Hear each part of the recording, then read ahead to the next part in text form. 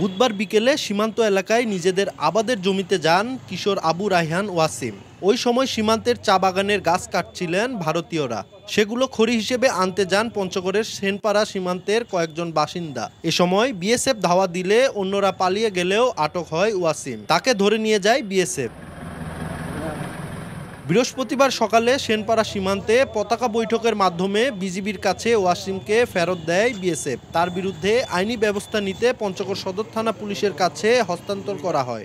BGB আমাদের থানায় নিয়ে এসেছে, তার আইনি প্রক্রিয়া শেষে আমরা আদালতে উপস্থাপন করব।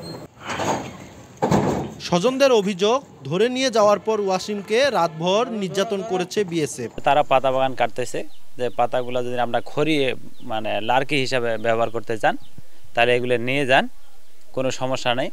পরবর্তীতে বিএসএফ আসে আমাদের উপর হামলা করে, আসে আমার ভাতিজাকে নিয়ে যায়। আমি যেখানে দাঁড়ায় আছি এখানে সোজা এই পূবে ওই বর্ডারে বিএসএফ ওয়াসিমকে নিয়ে গেছে, আরো কতগুলা লোককে পিটান দিছে। আজকে যে বিষয়টা ওরা ফেরত দিছে, এই সমাধানটা হলো সুষ্ঠু সমাধান। এভাবে বিএসএফরা আমাদের ছেলেটিকে ফেরত দিয়েছে, হত্যা না করে।